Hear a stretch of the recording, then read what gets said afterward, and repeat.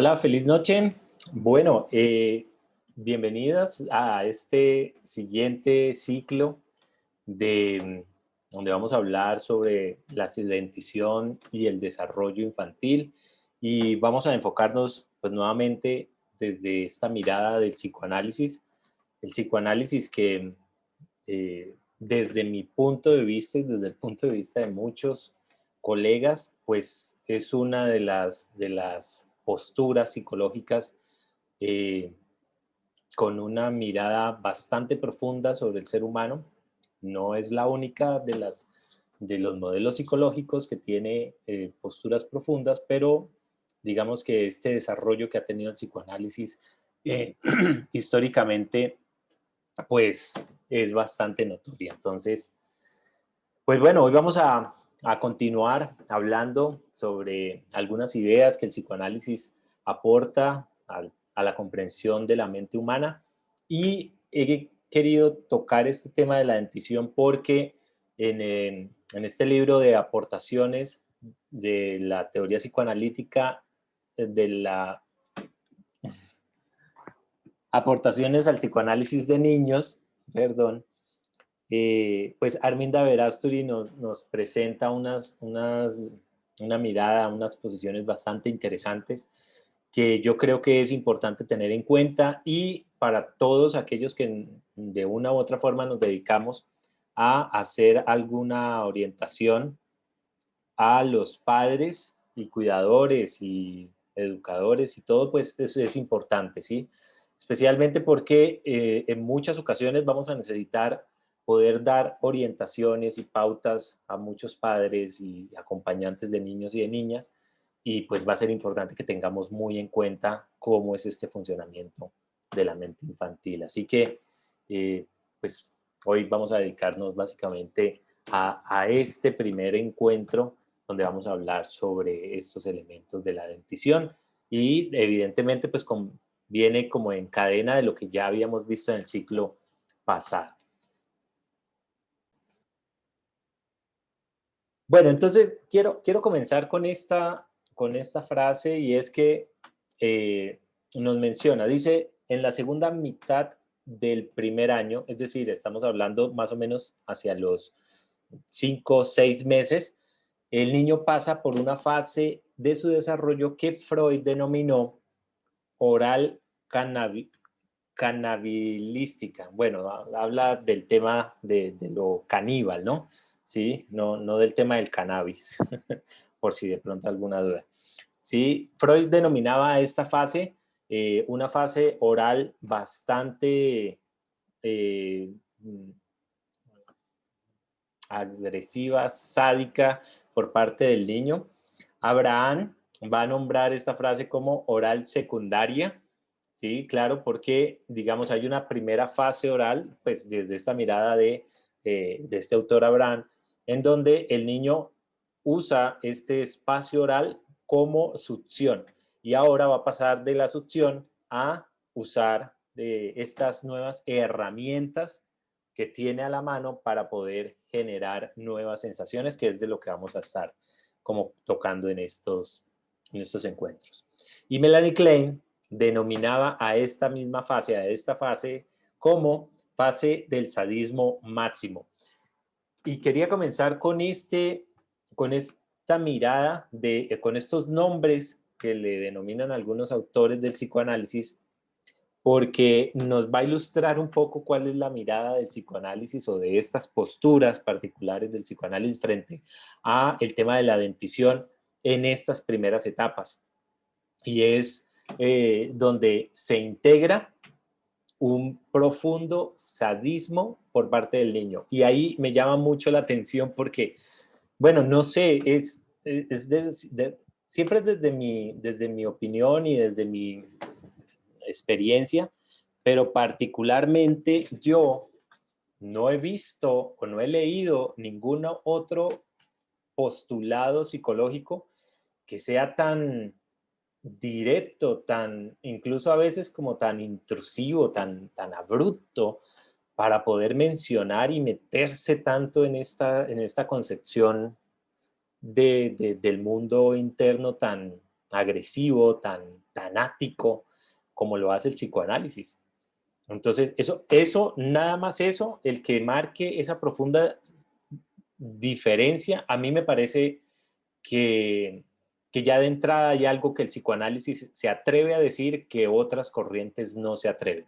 Y no significa que sea mejor o peor, porque desde luego, ustedes siempre me han escuchado decir esto, y es que todas las posturas psicológicas, en tanto tengan un rigor de investigación y de disciplina, eh, tienen, una, tienen un aporte importante para hacer. Todas las disciplinas, en tanto tengan ese rigor, tienen un aporte importante para hacer, pero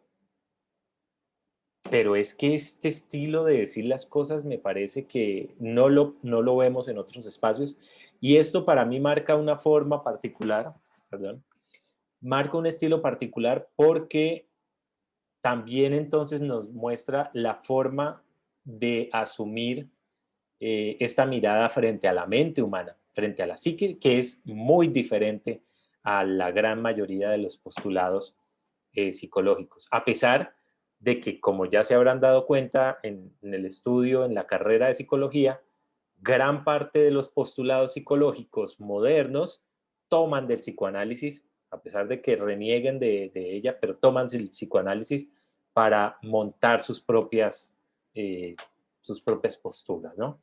Entonces, bueno, pues vamos a hacer lo mismo, vamos a tomar el psicoanálisis para poder, pues, darle nuestro estilo y poder también entender un poco más al ser humano. Bien. Eh, miren, continuamos con esta lectura. Recuerden que yo voy leyendo y voy comentando un poco desde este libro.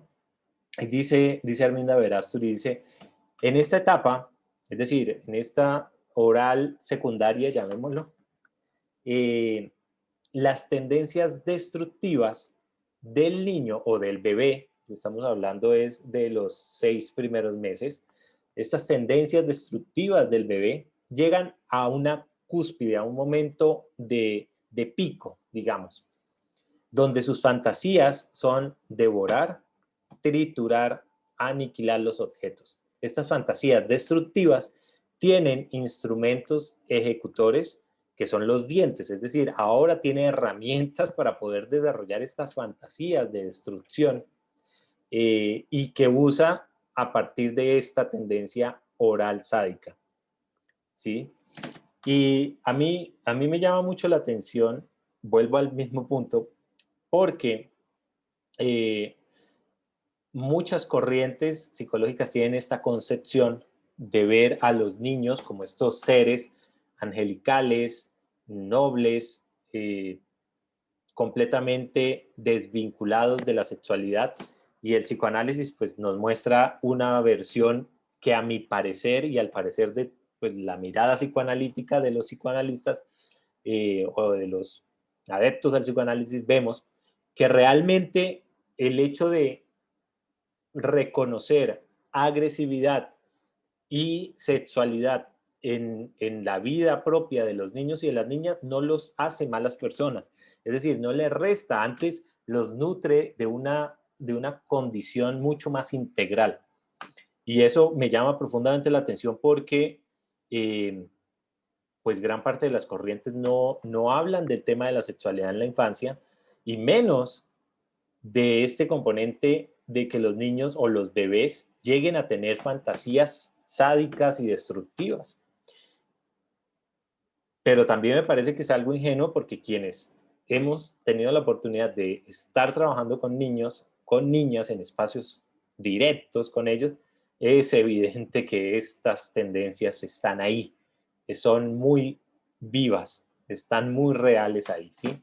Entonces, este va a ser un punto importante para tener en cuenta desde esta concepción, porque si esta fantasía sádica de hacer, de maltratar, de dañar, está tan presente, pues esto va a marcar una forma de poder interpretar por qué hacen lo que hacen.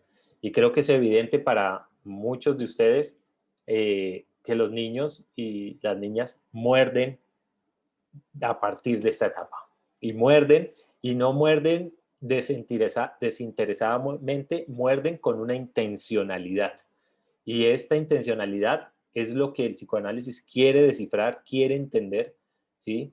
Para poder después buscar formas de cómo ayudar a los padres a que también de esa misma forma ayuden a sus bebés a que resuelvan esta situación. Porque como lo vamos a ver, este morder incluye para el niño una angustia. No es necesariamente una simple satisfacción, que la hay, sino que también hay una angustia detrás de este morder. Y esto va a ser muy interesante porque yo vi esta situación en varias veces en los colegios en los que estuve, y ahí la orientación pues va a ser un punto clave, ¿no? Cómo orientar a las docentes y a los papás frente a estas cosas. Miren lo que menciona entonces Arminda Verástegui sobre algunas predisponentes frente a esta situación o a estas situaciones conflictivas que se van a dar en los niños y en las niñas a partir de esta etapa oral. Entonces, algunas predisposiciones, digamos de esa forma, nos menciona esto. La mala lactancia. De entrada, nos está marcando Arminda Verástegui la importancia, que ya a estas alturas debe ser muy evidente para todos, y es que la importancia que el tema de la lactancia tiene en las fases iniciales de la vida, ¿sí? Entonces, ahorita va a profundizar un poco más y voy a tratar como de compartirles algunas experiencias también frente a eso. Entonces nos dice, algunos predisponentes, la mala lactancia, la falta de lactancia materna. Una cosa es que sea mala, otra cosa es que sea la falta de esa lactancia, o la alimentación artificial dada al niño sin tener en cuenta sus necesidades de succionar un determinado número de horas por día. Ahí hay un punto importante, y es que digamos que hacia allá vamos a irnos orientando, porque sé que una de las preguntas que me suelen hacer es, ¿y entonces cómo orientamos? O sea, no solamente entendemos la situación que está siendo conflictiva, sino entonces, ¿qué decimos a los padres? Y aquí viene un punto clave, y es, no tiene que ver con simplemente con que la madre dé seno a su bebé o que deje de darlo. No tiene que ver con que sea exclusivamente el seno, y que si hay lactancia, si hay alimentación, digamos, a través de biberón y otras, eh, cortar acá, que si hay alimentación con biberón y otras formas, pues entonces ya eso va a ser nocivo. No, tiene que ver con esta última parte que Arminda Verástegui dice, y es que no tenga en cuenta las necesidades de succión del bebé. Y aquí vamos a este punto, y es cosas concretas que generan un predisponente. Primero, que mientras está ese espacio de succión, mientras está esta etapa oral primaria, donde la succión es un elemento fundamental, que se dé toda la disposición para que el bebé pueda succionar, ¿sí? Entonces, esto de algunos pediatras se les escucha esto de que hay que tener unos horarios y que la madre tiene que tener una hora fija para poder dar al bebé. Yo lo entiendo en términos de que el pediatra necesita darle una orientación a la madre para decirle, no dejes de darle seno, ¿sí? Es decir, necesitas un cierto ciclo de tiempos para que estés constante, para que no lo deje al libre albedrío de la madre. El tema, lo complejo de esto es que quien debe marcar esa línea es el propio bebé, ¿sí? Porque no es unos horarios, porque también he visto que cuando se ciñen a esa estructura, pues entonces es, si dijo a las 4 y son las 3:40 y el bebé ya está pidiendo este espacio de succión, entonces lo hacen esperar 10 o 20 minutos. Entonces, no, o sea, a lo que se refiere es a que el bebé necesita una constante y muy cercana disponibilidad del seno o del biberón, vamos a poner el seno como el punto central, necesita ese espacio, esa disponibilidad para estar ejerciendo esa succión continuamente. No es casualidad que en esa primera fase la oralidad esté tan marcada, porque no solamente tiene que ver con adquirir el alimento, tiene que ver con la sensación de poder explorar el mundo a través de la boca y sentir esa necesidad de succión.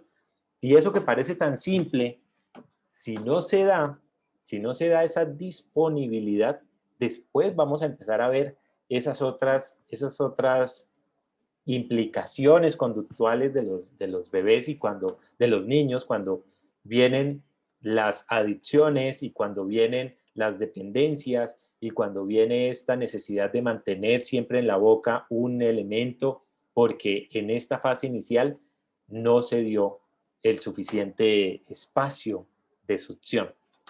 Y miren que les he mencionado el tema de las adicciones y de la dependencia.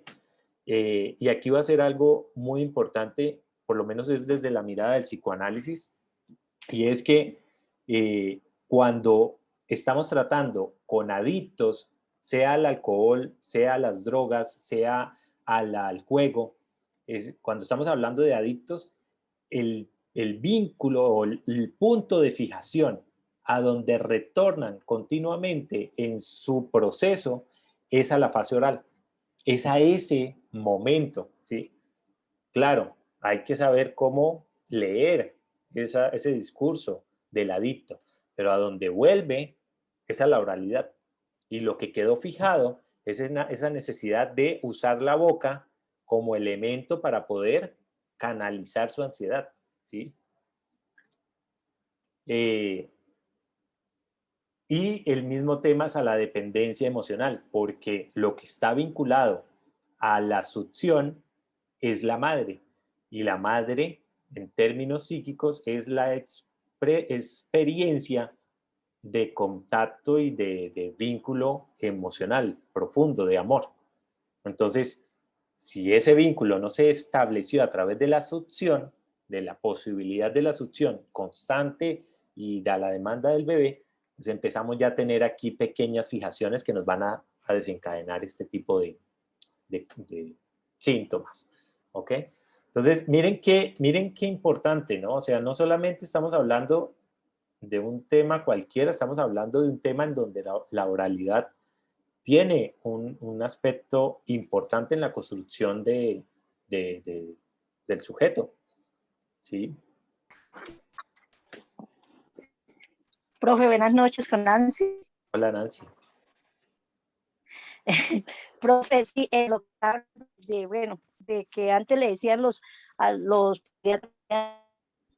usuarios, o bueno, a los clientes le decía que cierta hora, ya últimamente ya dice, bueno, lo del biberón sí les dicen el horario, pero lo leche materna, lactancia a la hora que el bebé lo necesite. Ah, ok. Sí, está bueno. Sí, claro, y eso está muy bien, es una evolución bastante interesante, ¿no? Sí, eso está muy bueno. ¿Sí? Supongo que son los pediatras más modernos, ¿no? Más contemporáneos, mucho más actualizados, además, bueno, no sé cómo llamarlo, ¿sí? Pero eso me alegra mucho, ¿no? Eso está muy bueno, que ya lo puedan ver. Eso que mencionas, gracias por ese comentario, eso me recuerda también que no solamente en el espacio de los tiempos de la succión, sino que ahora también, ustedes saben que mi esposa es dula, entonces las dulas son aquellas que acompañan los partos.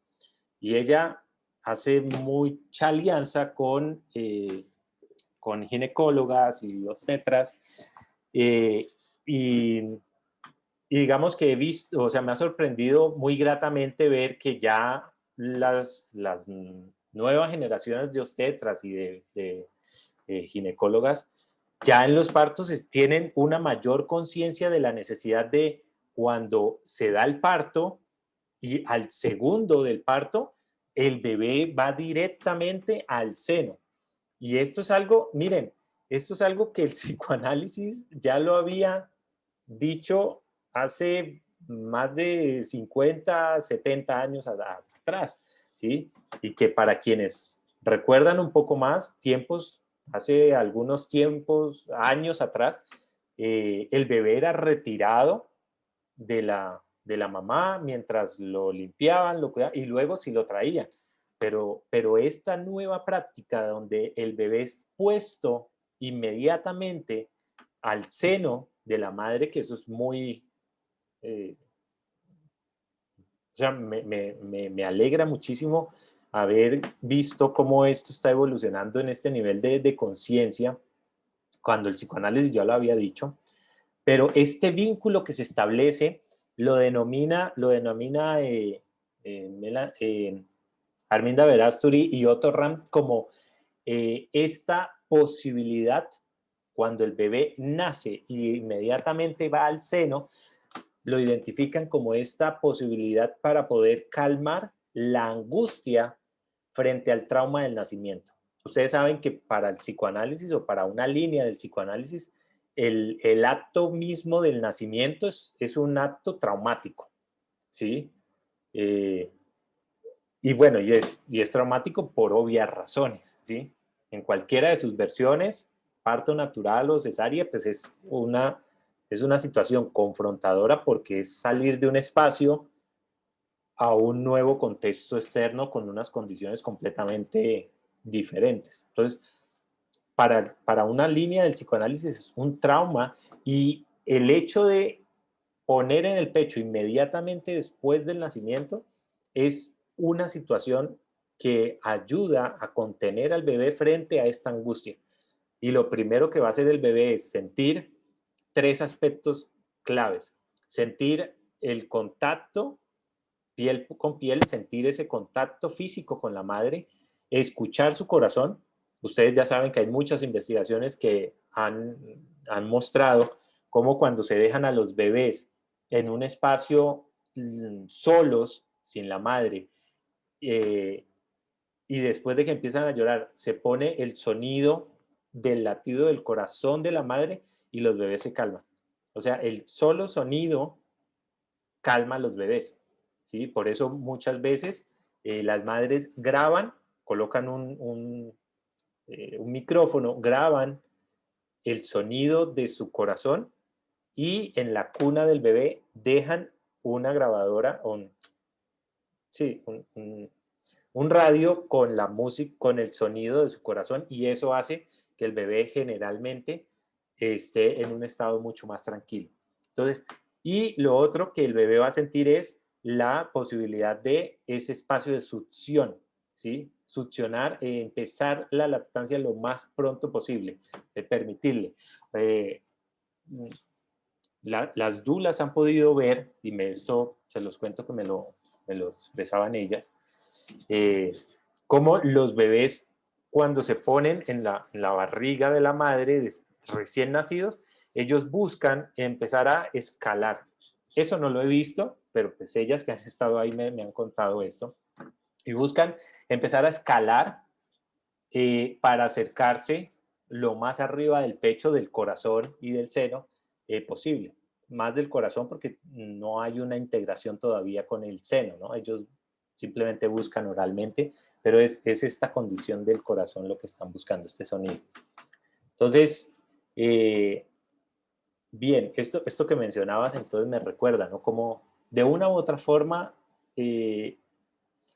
hacer público más como estas formas de entender la mente humana, pues ayudan también a que nuevas disciplinas y la ciencia médica pues también se vaya como abriendo a este espacio, ¿no? A pesar de lo mucho que critican el psicoanálisis, pero es de ahí de donde vienen sus ideas. Pero bueno, está bueno esto, ¿no? O sea, está bueno que haya esta evolución en las formas de atención. Sí, bien. Bueno, Profe, sí, sí, dime. ¿me escuchas? Ahora Eh, sí. sí. Mira, es que esto estaba poniendo atención sobre lo que nos comentaban sobre los niños, pues sobre la succión. en los casos en los que la mamá no puede dar el seno, o que de pronto sí, por motivos estos de salud y eso, que no puede dar el seno, y que más adelante uno ve que los niños están esto como chupándose el dedo, como se ve uno como esas cosas, ahí qué se puede hacer, o sea, qué aspectos se pueden trabajar ahí en esos casos. Ok, excelente. Qué bien porque me acordaste el segundo punto que les iba a mencionar, o sea, que les quedé de mencionar. Entonces, para esa pregunta, un recorderis.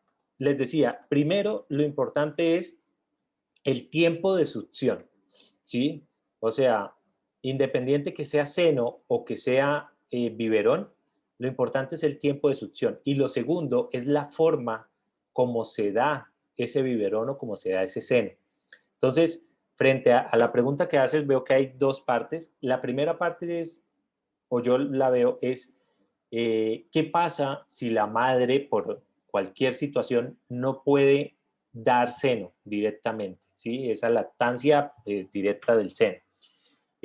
Para el psicoanálisis y desde la concepción de la salud mental, no es mayor inconveniente. Claro, es muchísimo mejor la lactancia y la leche materna, pero si no, a nivel mental no es un inconveniente. Lo que hay que tener es en cuenta esos dos elementos.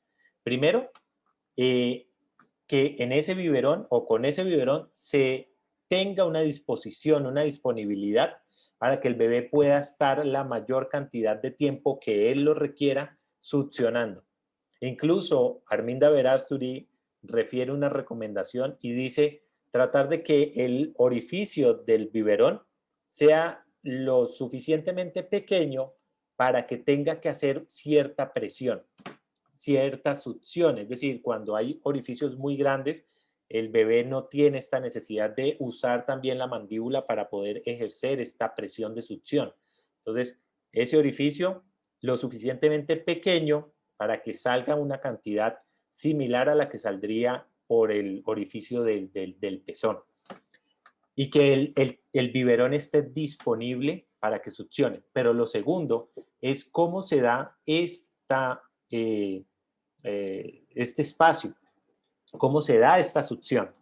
Entonces, lo que siempre Yarminda Verástegui nos muestra en su libro algunos ejemplos, yo voy a mencionarle algunos que seguramente son muy conocidos para ustedes, y es aquella mamá que esté dando biberón o esté dando seno, pero mientras están en ese ejercicio, están viendo televisión, están haciendo el almuerzo, están conversando con sus amigas, en la interacción, o sea, lo que se requiere en ese espacio, sé que, sé que digamos, es una situación agotadora, porque todos los días, 4, 5, 10 tomas diarias, no es fácil, pero digamos que pues hay unos compromisos aquí frente a la salud también de ese bebé, salud mental.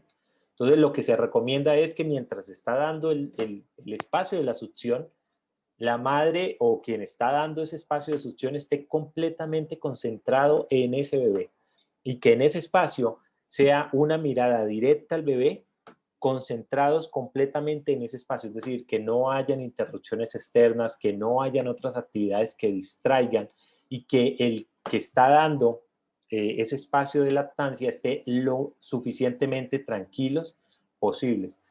Porque también nos va a mostrar Arminda Verasturi algunos ejemplos de bebés que logran que al ver la profunda preocupación de la madre, porque muchas madres también mientras están dando seno, están muy preocupadas, o sea, a veces no pueden dar seno por temas físicos o médicos, pero algunas otras es porque están muy inquietas de que sus senos se vayan a caer o vayan a dañar, pues, como la parte estética, lo cual pues tampoco es muy infundado, o sea, realmente sí pasa, ¿sí? Sí, en ciertos casos hay una pérdida estética de los senos, o sea, no, tampoco es infundado.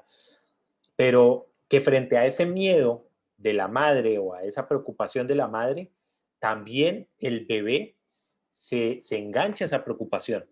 y empieza a desarrollar una serie de síntomas frente a eso. Entonces, que pueda estar lo más tranquilamente posible mientras está en el espacio de succión. Ahora, esa sería como la primera parte de esa pregunta que haces. ¿En qué condiciones? Pues que esté con estas dos, que se cumplan estas dos condiciones. Ahora, si no se han cumplido, ¿sí? Entonces, si tenemos, por ejemplo, el caso de un niño o una niña que al año, a los 2 años, están mordiendo, por ejemplo, o como tú lo mencionabas en el ejemplo, succiona son sus dedos, ¿sí? Si está chupando dedo, como se llama comúnmente o cotidianamente, pues aquí tenemos una fijación oral. O sea, evidentemente tenemos un niño que nos está diciendo que su tiempo de succión no fue lo suficiente y necesitó usar un elemento complementario para poder suplir ese espacio. ¿Ok? O sea, de lo que nos está hablando es de una fijación oral. Entonces, primero necesitamos pues indagar con la madre especialmente cómo se dio esa etapa oral, o sea, qué pasó ahí, ¿sí? No como una sanción o una crítica, ¿no? Lo que estamos es buscando entender. Primero estamos es recogiendo información y poder también hacerle entender o contarle o mostrarle un poco también a la madre la importancia que esa etapa tuvo, ¿ok? Y que aún tiene pues para su hijo, ¿sí? Entonces, hacerle comentarle sobre la importancia y luego poder indagar con ella en la medida en que la madre pueda entrar en el proceso, pues va a ser mucho más sincera, ¿no? Porque no se va a sentir juzgada, cuestionada, sino que va a ver que es parte de cómo ayudar a su bebé. Y que pueda contar cómo se sentía ella, cosas para preguntarles. Ahí pueden ustedes como tenerlas en cuenta. Uno, preguntarle a la madre cómo se sentía ella durante el tiempo de lactancia. ¿Cuál era la emoción que más predominaba en ese tiempo? Agotamiento, cansancio, molestia, dolor, fastidio o por el contrario, tranquilidad, calma, alegría, satisfacción, ¿sí? Y es que ahí, abro paréntesis, ahí les quiero contar algo que me ha parecido muy interesante a nivel anatómico y es que no sé si ustedes lo habían experimentado, si son madres ya, si han sido madres ya, que durante el tiempo durante el espacio del parto, la estimulación de los senos, del pezón en la mujer, está conectado a, eh, a su, ¿cómo se llama esta parte? Eh, a esta parte en la vagina donde se ejerce presión para la expulsión, ¿sí? Yo no soy muy ducho en esta parte física, se dan cuenta, ¿sí? Les cuento es lo que las dulas y obstetras pues me comparten, ¿sí? Y es que esa estimulación de los pezones están íntimamente conectados, enlazados también con ciertas áreas de la vagina, espero no decirlo mal, con esta área del expulsivo que genera o aporta a las contracciones, ¿sí? El punto cuál es, que mientras la madre está ofreciendo seno, ofreciendo esta lactancia, el bebé también está estimulando varias zonas de la madre, no solamente es doloroso. Para muchas madres que tienen otras ciertas condiciones de tranquilidad, de calma, y el bebé también pues está mucho más conectado con la succión de una forma más positiva, llegan a experimentar placer. Es una sensación para muchas madres también placentero. Entonces, primero es importante poder preguntarle a la madre cuál era la sensación más predominante mientras estaba en el espacio de lactancia. Dos, cómo daba esa lactancia. ¿Sí? Es decir, estaba muy rodeada de personas o se hacía en un espacio individual para poder dar esa lactancia y con qué frecuencia. Vamos a escuchar madres que dicen yo tenía que salir a trabajar, entonces dejaba a otras personas que se encargaran de eso o las tomas eran muy distanciadas porque no tenían bueno, en fin. Entonces va a ser importante poder preguntarle a la madre cuáles eran esas, qué tan periódico eran esas tomas, cómo se daban las condiciones cuando estaban, ¿sí? Y cuál era la reacción del bebé cuando estaban esas tomas. Cosas básicas que es importante preguntar. ¿Cómo era la reacción? Es decir, el bebé estaba indispuesto, era muy constante su llanto, en las noches no lograba conciliar el sueño, ¿sí? ¿Qué tanta irritabilidad lograba expresarle? Entonces son estos bebés que a pesar de que estaban con el seno no lograban calmarse. Bueno, no siempre, y esto es obvio, no siempre que el bebé está llorando significaba que tenía hambre, ¿sí? Entonces también era importante pues identificar si la madre tenía esta conexión más subjetiva con su bebé, de saber interpretar la necesidad que el bebé tenía, ¿sí? Entonces, estas preguntas van a ayudar como a entender qué pudo haber desarrollado esta fijación oral en este bebé, en este niño, si está un poco más grande, ¿sí? Ahora, el siguiente paso es cómo poder orientar y ayudar. Pues hay varias cosas que, aunque pues nos salimos un poco del libro y me concentro un poco más desde mi experiencia, voy a compartirles cuáles pueden ser algunos elementos que pueden ayudar frente a eso.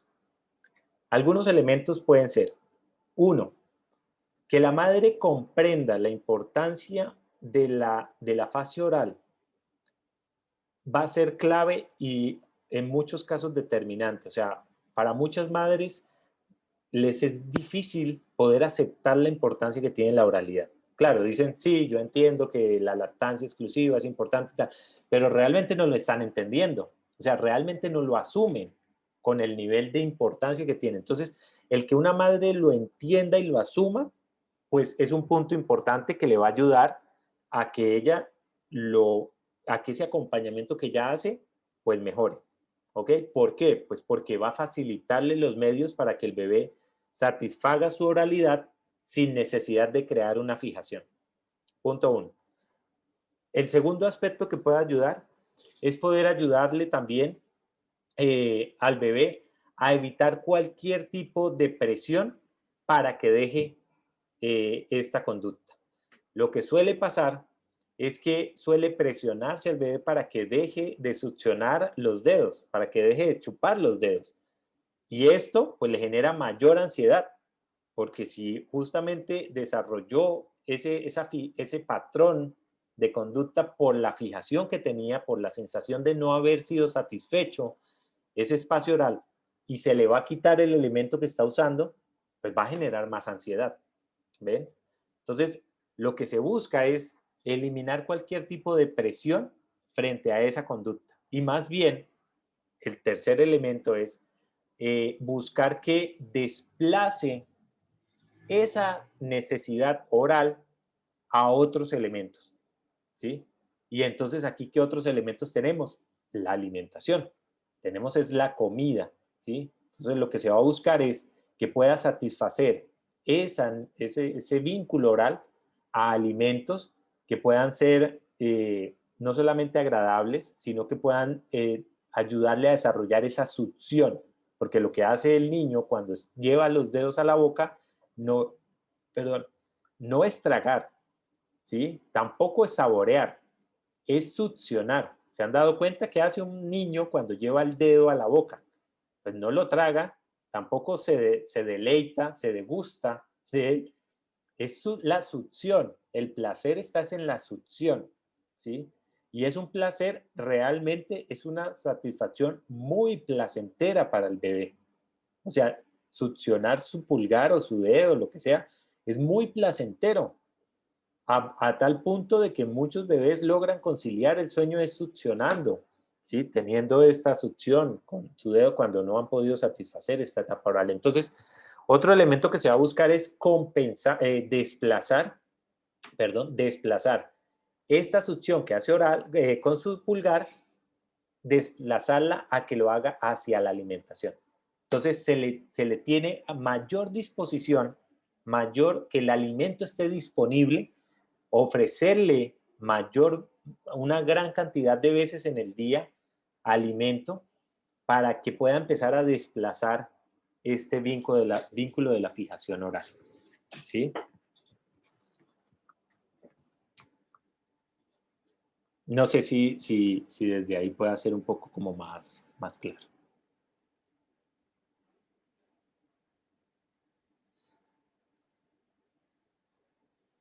Bueno, yo iba Gracias. no, con mucho gusto. Gracias a ti por la pregunta. Eh, bueno, aquí está un poco de lo que les estaba hablando y se los voy a leer de Arminda Verástegui. Dice, eh, las medidas a tomar en cuenta frente a este espacio de la succión son sencillas frente a la succión. Para esto se debe observar si el bebé queda insatisfecho, si se torna más llorón, si está ansioso luego de comer o si entre horas tiene tendencias a chupar objetos o a chupar su pulgar, su dedo. ¿Ven? Aquí está justamente la pregunta que mencionabas. ¿Cuál es la reacción que tiene el bebé frente al tema de la succión? Para ver qué tan satisfecho ha podido quedar con la succión. Recuerden, en estas primeras fases, en la fase oral primaria, es decir, en los primeros momentos de vida, es muy importante que pueda satisfacer todo lo que necesite la oralidad, todo lo que necesite la oralidad, ¿sí? Eso va a ser muy importante, ¿vale? Bien. Y bueno, continuemos entonces con algunas ideas. Nos dice Arminda Verástegui, dice, si cuando el lactante muerde el seno de la madre, ésta le grita o le pega o deja de amamantarlo, no es complicado comprender que en el niño se instale una inhibición a la descarga del sadismo dentario. Y voy a tratar como de desglosar un poquito esta frase. Suele ser muy común, o sea, realmente, y uno lo entiende, ¿sí? Que las madres, cuando los bebés llegan a esta etapa donde ya empieza la dentición, incluso cuando todavía la dentición no ha estado, porque hay niños que muerden solo con el, ¿cómo se llama? Con el paladar, ¿sí? Muerden sin tener dientes.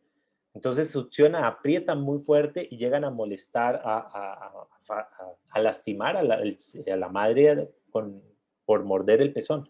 Entonces, ahí Arminda Verástegui nos muestra algo que es evidente, que es muy frecuente también, y es que si la madre toma reacciones violentas y agresivas hacia el niño, como gritarlo, golpearlo o incluso dejar de amamantarlo, que se convertirá en un castigo, pues el niño lo que va a hacer es, según las palabras de ella, es instalar una inhibición a la descarga del sadismo dental, ¿sí? Que actúa normalmente en el organismo, ¿sí? Y dice, la descarga motriz adecuada que el niño de 5 o 6 meses es la que su organismo exige. Si el bebé se mueve de su cuna, curiosidad. Entonces, lo que nos va a expresar con esta inhibición del sadismo oral, pues es que este sadismo oral tiene un profundo vínculo posterior, perdón que no puedo escuchar bien, tiene un profundo vínculo con la capacidad del niño también de ganar confianza y seguridad para poder expresarse oralmente, pero también de poder mantener este vínculo profundo con la madre. O sea, lo que se está poniendo en juego frente a esta reacción de la madre es toda esta confianza del bebé para poder expresar su fuerza, su violencia, su sadismo, ¿sí? Y recuerden que no estamos hablando de que se está formando un psicópata, se está formando es toda esta fuerza. Cuando hablamos de ese sadismo, estamos hablando de la posibilidad que el bebé de expresar también su rabia, y a través de su rabia está confianza y seguridad. Entonces, aquí se gesta o se instala, como lo dice Arminda Verástegui, una inhibición en esa expresión de la fuerza, de la confianza, de la seguridad. Dos, también se va a ver una afectación en la construcción del vínculo de confianza de ese bebé hacia esa madre, ¿sí? Porque finalmente el bebé no logra todavía procesar por qué la sanción? ¿Sí? O sea, ¿por qué esta restricción frente a esta acción que él ha ejercido? ¿Ven? Eh, entonces, frente a eso, la siguiente pregunta lógica es, bueno, pero entonces las madres deben soportar los mordiscos y las agresiones de los bebés. Ahí vienen varias cosas para tener en cuenta. La primera es, hasta cierta medida, sí. O sea, hasta cierta medida, la madre debe estar dispuesta a poder asumir cierta violencia de su bebé. Y estamos hablando, ojo, de un bebé que está en los primeros 5, 6, 8 meses de edad, ¿sí? O sea, primero es poder asumir ciertas descargas de agresión de ese bebé hacia ella sin fomentarlas, ¿ok? Es decir, si el bebé muerde a la madre, no es actuar con esta violencia contra él, sino es retirarlo, ¿ok? Y usar medidas alternativas para poder continuar fomentando la succión, ¿ok? Poder seguir fomentando la succión, pero con cierta distancia, sin agredirlo o atacarlo. Pero otra de las cosas que va a ser importante tener en cuenta es que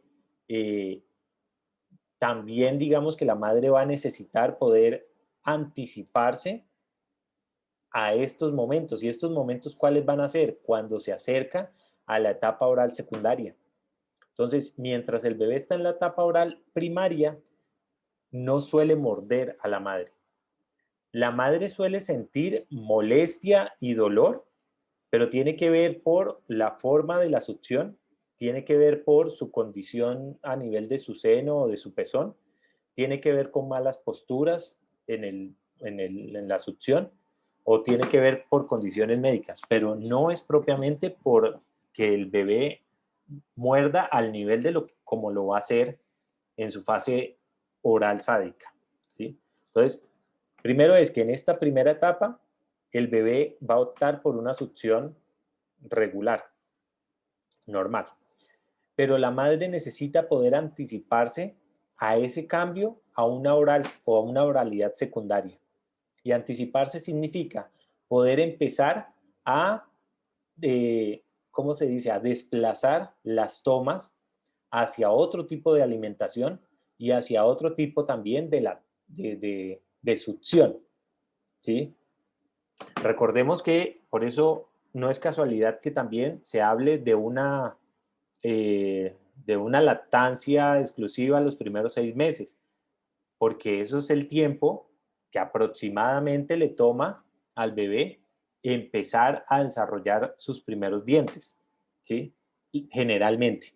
Hay otros bebés que son antes, hay otros que van después, pero estamos hablando de un promedio. Entonces la madre puede anticiparse y generar ciertas medidas de compensar que el bebé siga succionando, pero que empiece a tramitar que pasa del seno exclusivo a una nueva alimentación y a una nueva forma de tomar seno.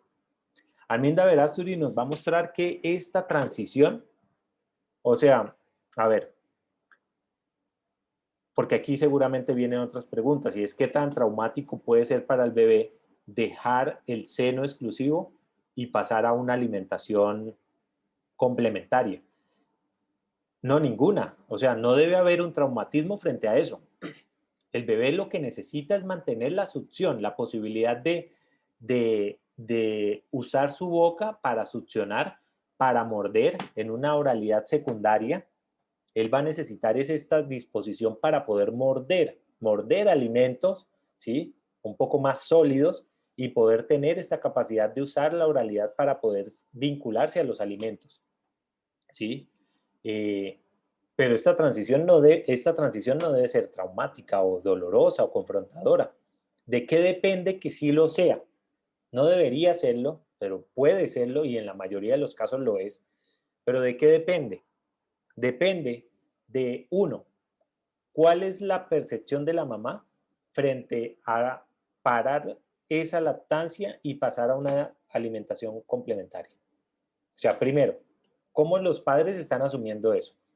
Porque muchas madres expresan, es que mi hijo tiene año y medio y yo todavía lo estoy lactando porque la lactancia, y empiezan a dar una serie de explicaciones y argumentos, pero es la madre la que no quiere soltar la lactancia. Es la madre la que quiere seguir teniendo un bebé en una etapa oral primaria y no lo deja evolucionar. O sea, hay mil justificaciones, pero es la madre la que no suelta la lactancia, ¿sí? O hay otras madres también, estamos hablando de cómo hacerlo traumático.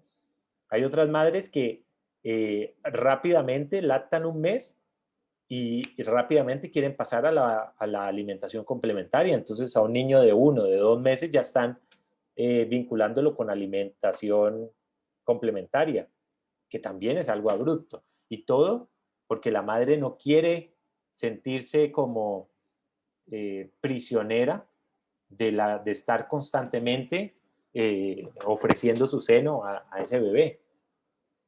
Entonces, lo primero es la forma como la madre interpreta el espacio de lactancia.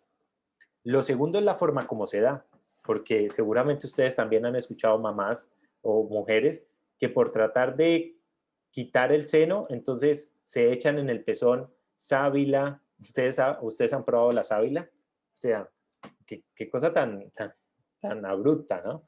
Se echan sábila, se echan ají, por favor. Ají, pues bueno, no sé, en la cultura mexicana esto será una cosa del día a día, pero no, para los colombianos, para un bebé colombiano debe ser una situación, y más que ese cambio de sabores, o sea, tiene que ser muy abrupto, que se echan una serie de cosas o que dejan al bebé llorando mucho tiempo para que se acostumbre, o cuando se pega al seno le pega, o sea, una serie de prácticas que evidentemente van a generar una sintomatología a partir de una situación traumática, ¿sí? Entonces, el segundo elemento tiene que ver es la forma como se da el destete. La forma como se da el destete, que debería ser un proceso transitorio, prolongado. No se puede hacer un destete en 2 días, tiene que ser un tiempo prolongado mientras se hace una transición a una nueva forma de alimentación, y que sea tranquilo, de una forma calmada, en un espacio lo más pacífico posible. Debería ser completamente una transición completamente tranquila, pero pues ese es parte de nuestro rol, ¿no? Poder dar esa orientación, ¿sí? Bien. Y sobre todo poder dar esa orientación para evitar, y ahí es donde viene el tema. Entonces, ¿por qué nos enfocamos tanto en las medidas de orientación? Porque lo que se está tratando de hacer es evitar lo que más adelante siempre llega a la consulta. O sea, lo que llega a la consulta, más que las orientaciones, más que padres diciendo, estamos embarazados, queremos saber cómo podemos orientar a nuestro hijo dentro de un año, eso no lo preguntan generalmente.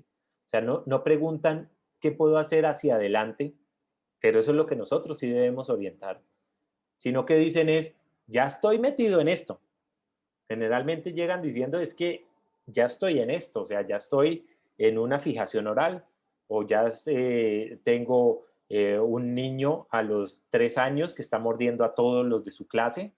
Entonces, ¿qué hacemos? Claro, pues es que eso lo teníamos que haber atendido al mes de nacido, ¿sí? A los primeros segundos de nacido, al primer instante de nacido. Antes de nacer tenías que estar preparado para esto, pero bueno, por eso es importante orientar para prevenir que todas estas situaciones se presenten, ¿sí?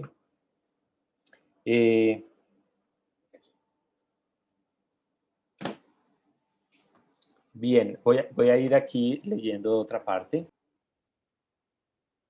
Bueno, aquí vamos con esto que les mencionaba hace un momento, ¿cierto? Y dice, a través de esto que les mencionaba de que el bebé se ha puesto rápidamente en el pecho, dice Arminda Verástegui, lo leo ya textual, dice, ayudamos al bebé a vencer su angustia de separación si inminentemente después de nacer lo ponemos en contacto con la madre y favorecemos la iniciación de la succión lo más pronto posible. En la medida en el que el pecho se le ofrece al niño satisfaga las necesidades y alivie sus tensiones, el mundo externo irá significando algo placentero hacia donde se dirigen sus intereses. ¿Sí? Bueno, creo que ya está muy claro, pues digamos, como la importancia de ese espacio inicial, ¿cierto?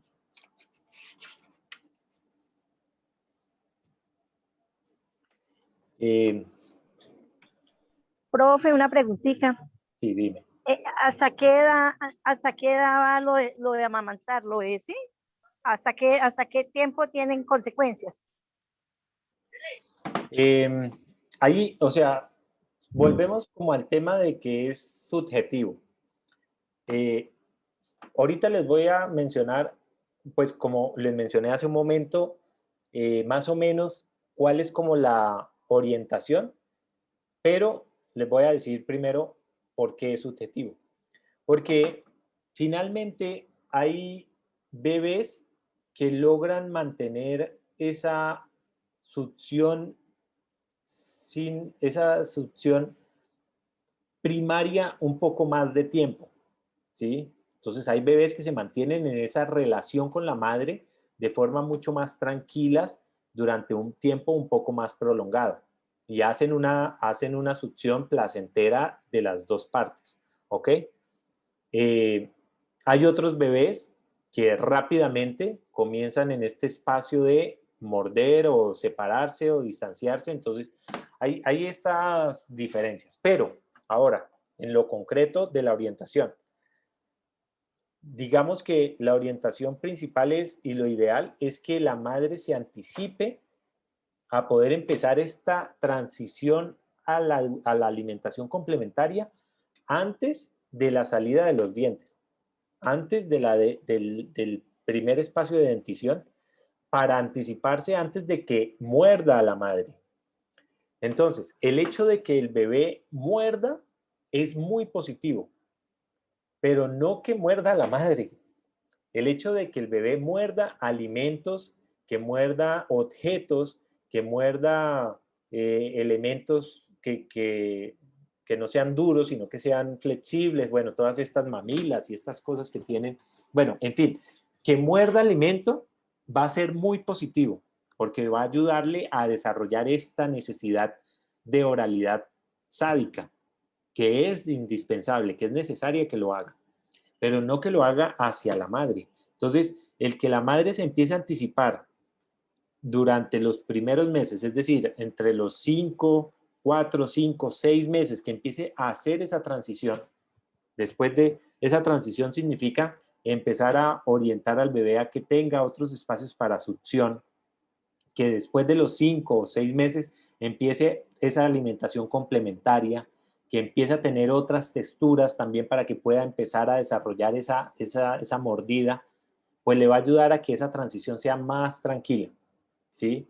Y que después de esos 6 meses el bebé ya pueda estar en una alimentación mucho más orientada a otro tipo de alimentos, a pesar de que mantenga por algún espacio también el espacio de del seno, ¿sí? O de la succión del biberón. No sé si me hago entender con ello. O sea, lo importante es que después de los 5 o 6 meses empiece la transición a otro tipo de alimentación para que empiece a desprenderse de ese vínculo con la oralidad primaria. ¿Me hago entender con ello?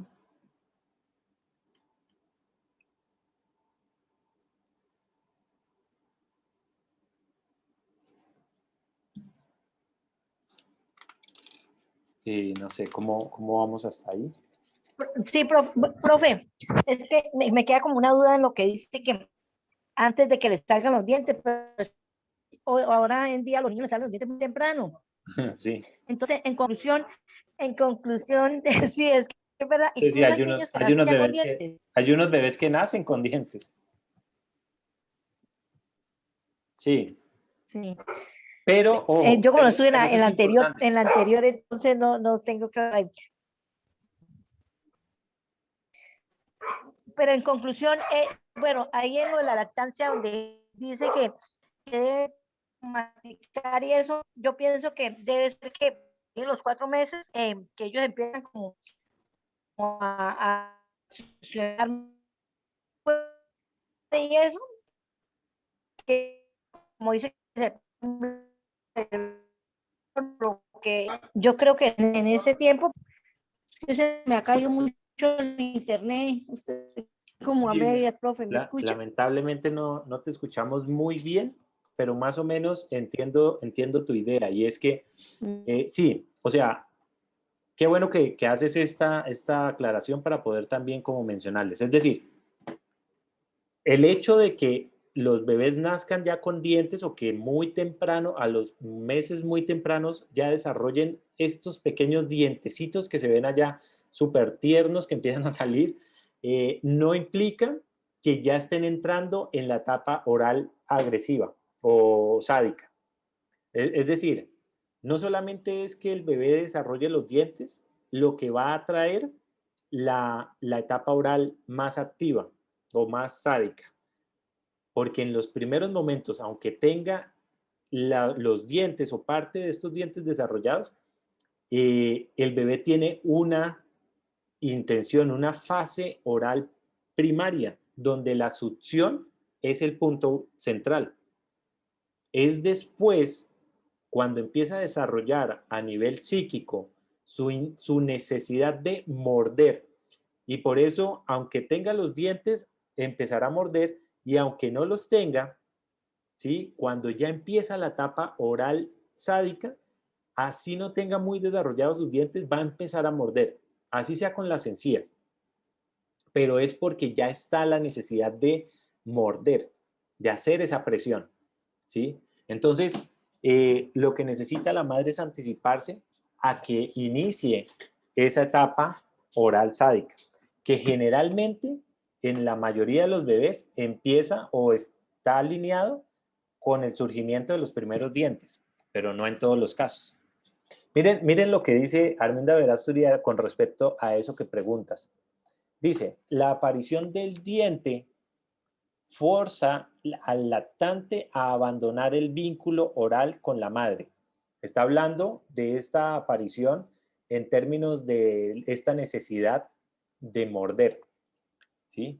Entonces dice, y miren, porque esto va a ser muy interesante, bueno, me parece a mí muy interesante, dice, eh, abandonar el vínculo oral con la madre, vínculo que lo ayudó a superar el trauma del nacimiento, este primer vínculo de succión, pero que ahora la urgencia de separarse de la madre, la búsqueda de intereses en el mundo externo y la necesidad de movimiento son simultáneos.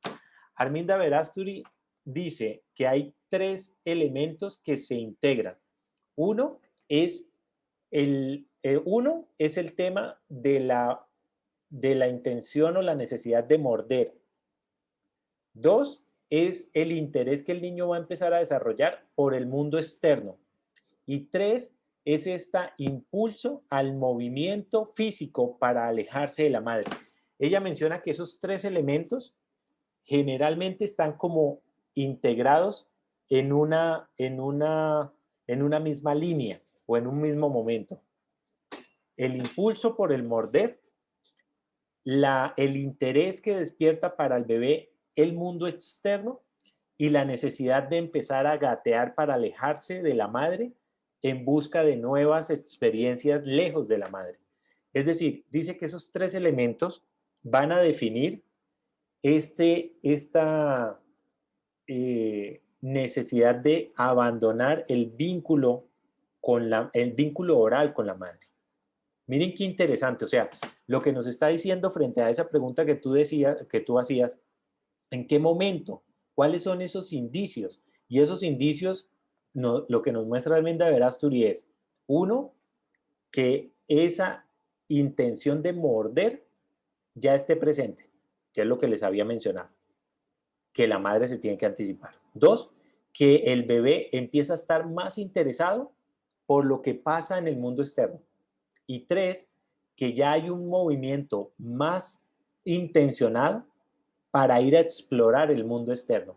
Y esos 3 aspectos van a marcar o van a empezar a definir que el bebé está listo para empezar a hacer a abandonar el vínculo oral con la madre, alejarse de ella, tanto física como oralmente. ¿Ok? Y no significa que no la quiera, no significa que vaya a romper el vínculo emocional con la madre, significa que está listo para abandonar el vínculo oral con la madre. Interesante, ¿sí? Y bueno, y me parece también interesante porque esto también va a marcar la forma, o sea, la forma como se dé este destete y como se dé esta posibilidad de que el bebé explore, pues también va a marcar la forma como el bebé va a ganar esta confianza y seguridad para enfrentarse al mundo. O sea, es que miren cómo son muchos elementos que van ligados a lo que después va a desarrollar como síntoma. Ese bebé retraído, introvertido, que succiona su dedo, que tiene un chupeteo del dedo con una fijación oral. O sea, ¿de dónde surgió? De estos primeros espacios de la oralidad. Este paso de la oralidad primaria a la oralidad secundaria. Por eso es una de las razones por las cuales les decía que el tema de hablar de la dentición y el desarrollo me llamó muchísimo la atención, porque miren todas las implicaciones que esto va a tener para el desarrollo de estos sujetos. O bueno, de todos, ¿no? Porque todos estamos de una u otra forma vinculados a eso, ¿no?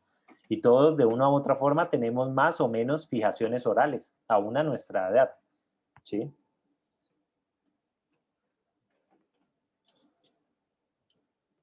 Bien.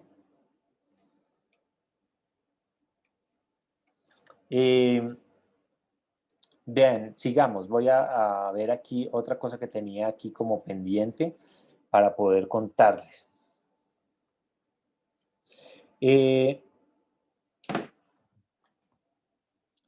Miren esta otra parte, y es que, a ver desde dónde empiezo como a hilar esta idea que viene integrada con lo que veníamos hablando hace un momento. Dice,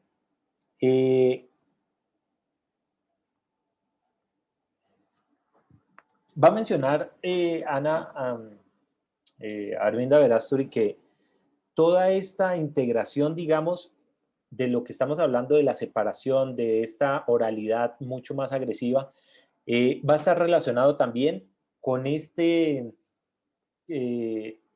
con esta pulsión también a poder agredir, también a poder expresar esa agresividad a través de esta expresión.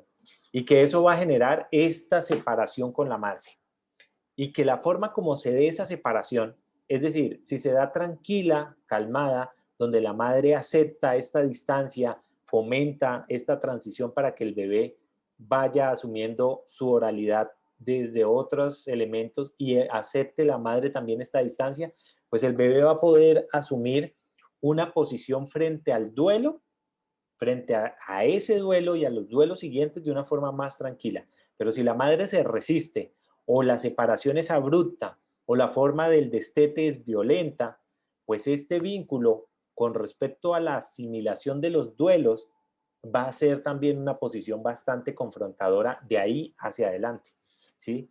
Y es que estamos hablando de uno de los duelos iniciales más, digamos, confrontador, y es el duelo a perder ese vínculo oral con la madre, ¿sí? Que se puede dar de forma transitoria y positiva, sí se puede dar, pero es un duelo. Finalmente está soltando algo, ¿sí? Y para el bebé va a ser también un duelo. Por eso van a ver que los bebés van a aceptar alejarse de la madre, pero luego vuelven, y luego se alejan y luego vuelven. O sea, ese proceso no es simplemente un día dejó de tomar seno y ya no volvió. En algunos casos lo expresan de esa forma, pero es porque ha venido una preparación anterior, ¿sí? Entonces, el bebé va a ir experimentando, va y viene, y en la medida en que tenga más confianza en que la madre va a estar más estable, esa separación va a ser más rápida. pero lo que también está en juego en eso, en este proceso, es la forma como ese bebé va a asumir de ahí en adelante el resto de los duelos en su vida, ¿sí? Si van a ser dolorosos y dramáticos o si van a ser llevaderos y mucho más asimilables. Una pregunta, Señora. por lo menos cuando bueno, el niño empezó allá en la etapa de morder y eso, y la mamá le pega por la boca, ¿qué consecuencias trae? Claro, esto que hablábamos cuando Arminda Verástegui lo llama como la inhibición al desarrollo sádico oral, ¿sí? Creo que era así como lo nombraba. Entonces, cuando la madre reacciona violentamente a esta expresión del bebé, recordemos que estamos hablando de un bebé de 6 meses de nacido. Cuando la madre reacciona violentamente a esta expresión del bebé, pues el bebé lo que suele hacer es inhibir, es decir, frustrar una expresión de agresividad, de deseo de morder, ¿sí? Que para el bebé tiene un componente de desarrollo, de su proceso de desarrollo natural, y se ve bloqueado esta intención, entonces el vínculo de poder expresarse oralmente se bloquea. La posibilidad o la sensación de vínculo con la madre, esta madre protectora, bondadosa, amorosa que está ahí, pues ahora aparece una madre que es restrictiva, violenta, distante hacia él, ¿sí? Entonces ahí también hay un bloqueo de esta conexión profunda del bebé con la madre buena, con esta madre dadora y que siempre está disponible, porque el bebé no alcanza a entender o asimilar por qué la madre lo frustró de esa forma, o sea, por qué lo agrede o lo frustra frente a su necesidad de succión, ¿sí? Entonces es un acto bastante violento hacia el bebé, que la madre lo golpee por haberlo mordido. La madre se tiene que anticipar a ese mordisco o tiene que asumirlo y luego empezar el proceso de transición para desplazar al bebé hacia otro tipo de alimento, pero no agredirlo. Pero bueno, esto a veces es más fácil decirlo que hacerlo, ¿no? Uno entiende el dolor que la madre también pudo haber experimentado, ¿sí? Profe, y en el caso de que no es como dijera, es que hay veces uno ve pues acá en la comunidad a veces que no lo amamanta la mamá, sino lo amamanta otra persona que está lactando. Ahí también tiene las mismas consecuencias y eso, o Lo que, solamente es con la mamá.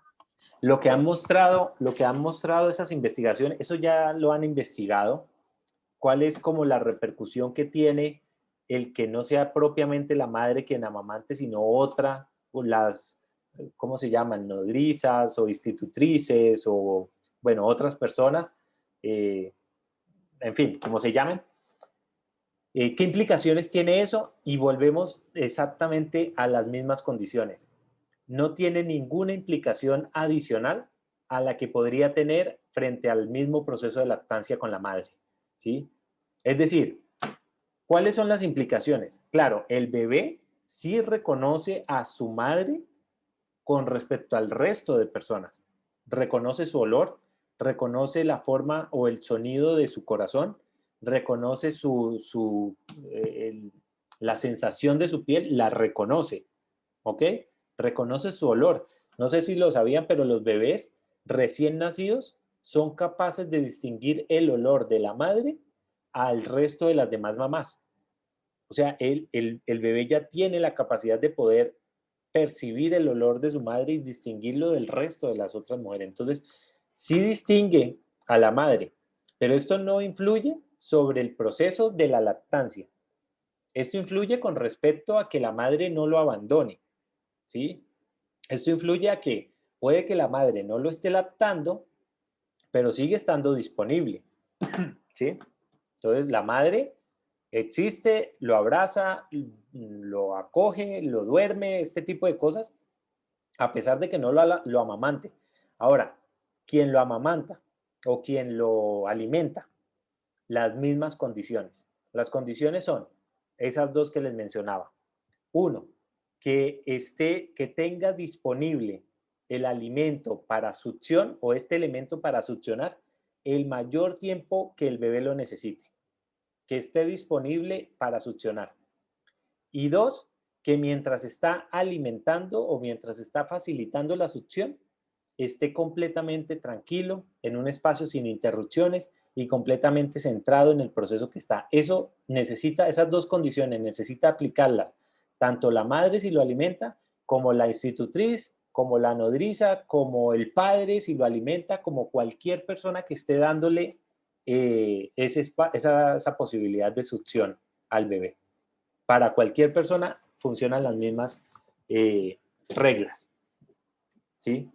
Si no las cumple, va a sentir la misma frustración que sentiría o con la madre o sin ella. Entonces, eso realmente sí lo han investigado muchas veces y digamos que los resultados son exactamente los mismos. Que no hay una implicación más a que se cumplan estas dos condiciones. Mínimamente, hay más condiciones, pero mínimamente estas dos, ¿no?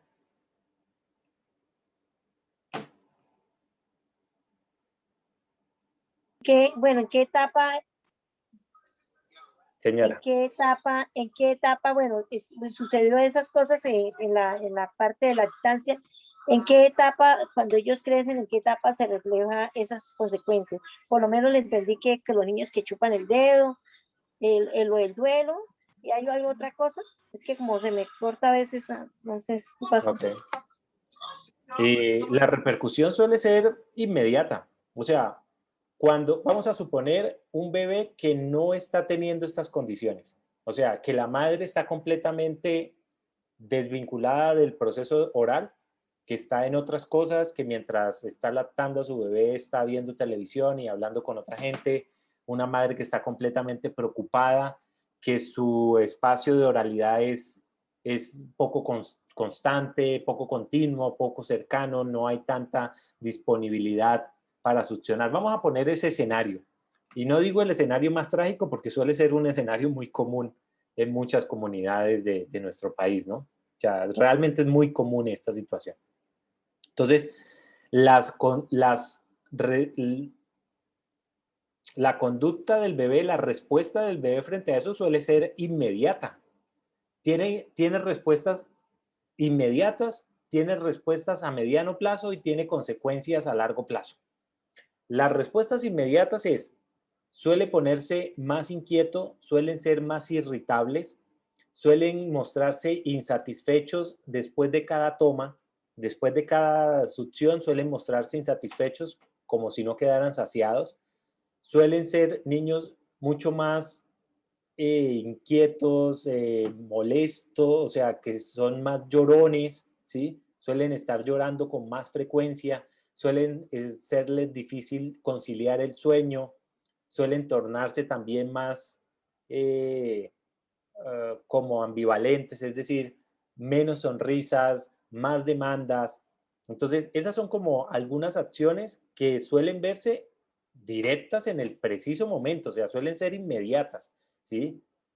Que si se estabiliza la situación, suelen reducirse, pero si no se estabilizan, siguen presentando estas mismas condiciones, ¿sí? Y muchas veces las madres dicen, pero es que es un niño cansón, agotador, estoy cansada, es fastidioso, ¿sí? Pero ¿cuáles son las condiciones externas que el bebé tiene frente a su cuidado? Entonces, esas suelen ser algunas condiciones o algunas respuestas inmediatas.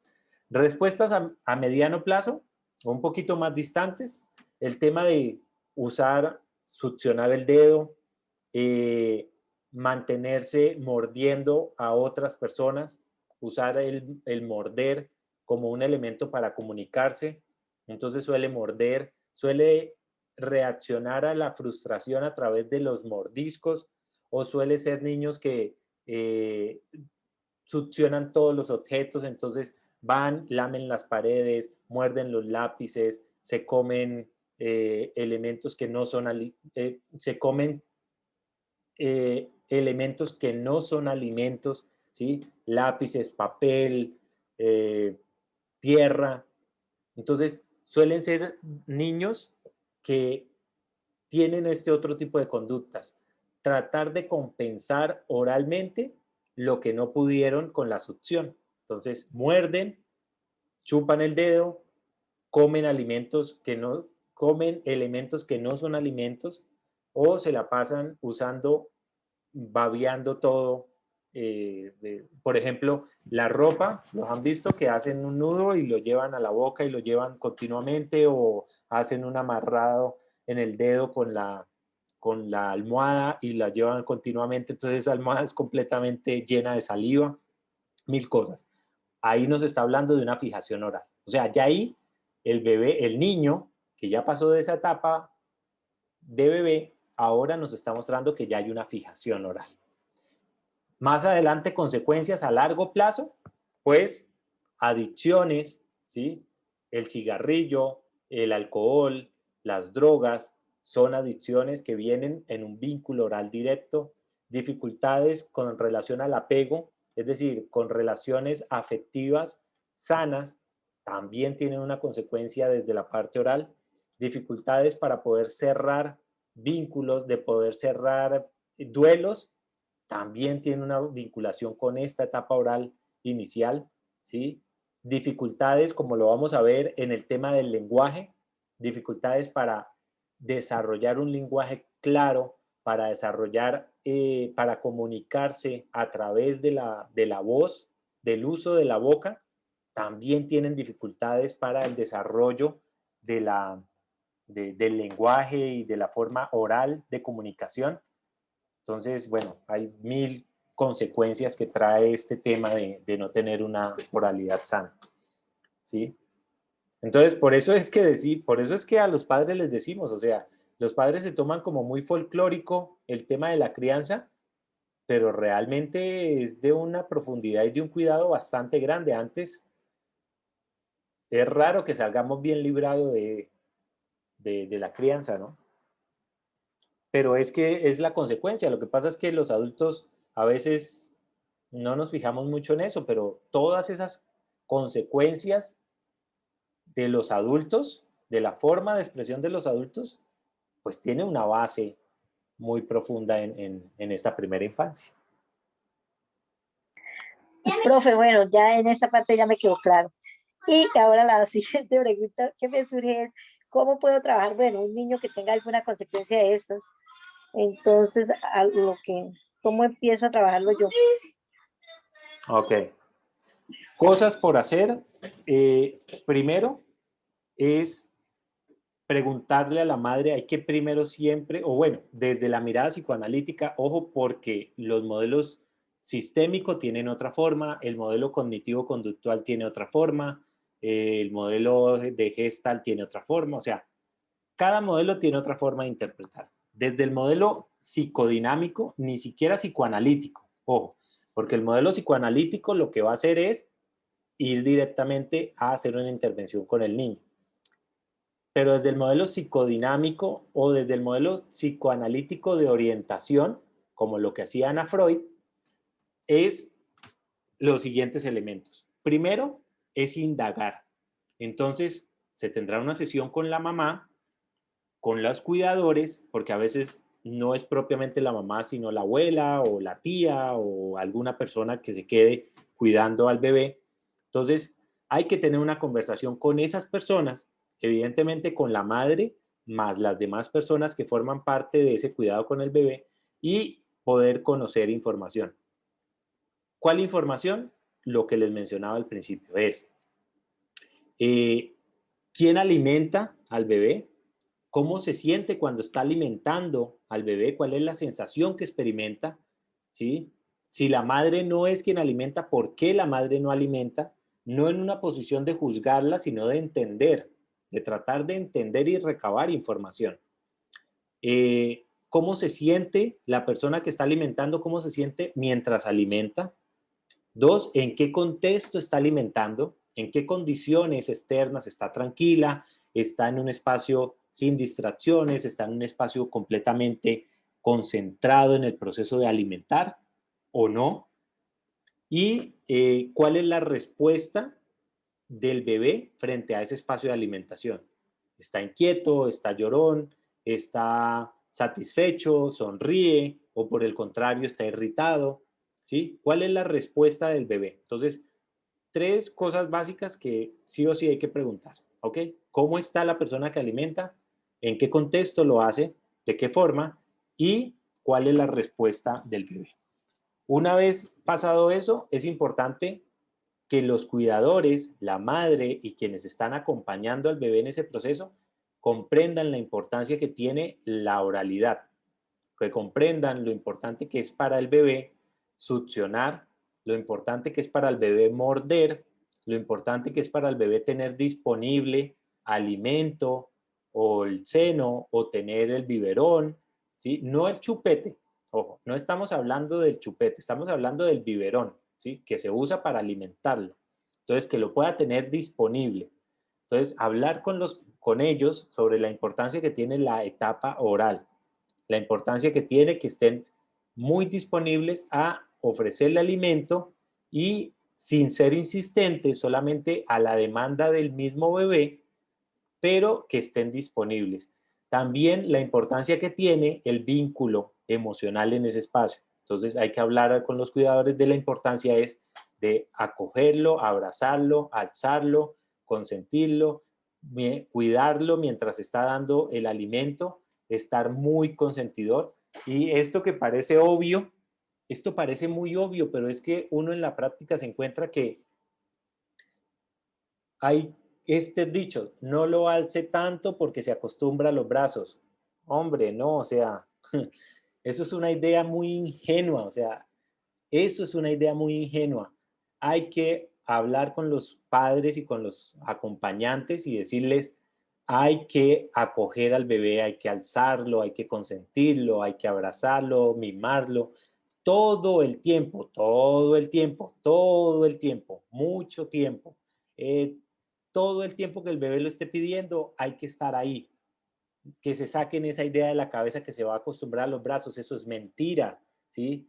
El bebé cuando empiece la etapa del gateo y de caminar, no va a querer ser abrazado. Él va a querer es caminar, gatear y explorar el mundo. Entonces hay que ayudarles a que ellos ganen conciencia de ese espacio, porque eso le va a ayudar a que esos adultos acompañen sanamente el proceso del bebé. Siguiente elemento que hay que trabajar es, si el bebé ya tiene una conducta, entonces hay que ayudarle a que desplace. Si es de succión, si hay una fijación en la parte oral, hay que ayudarle al bebé a que desplace esa fijación a los alimentos, que coma, que coma alimentos fuertes que pueda morder, que desplace esa ansiedad al alimento, tener disponible mucho alimento para que el bebé compense esa oralidad comiendo, constantemente llevando a la boca, porque eso es lo que va a hacer.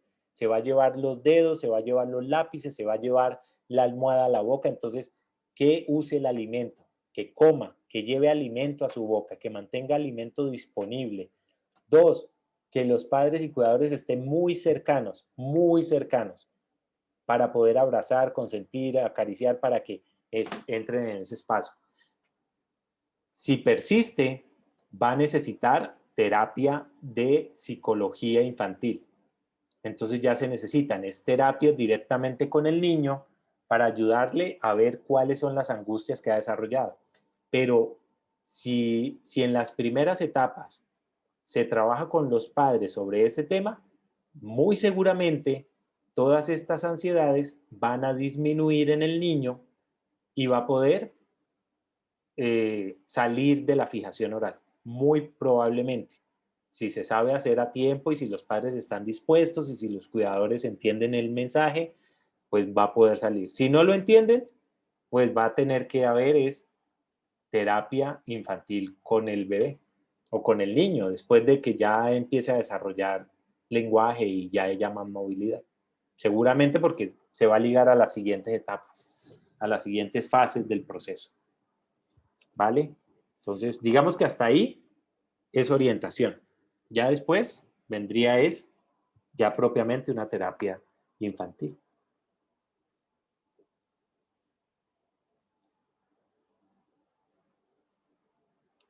Entonces, bueno, pues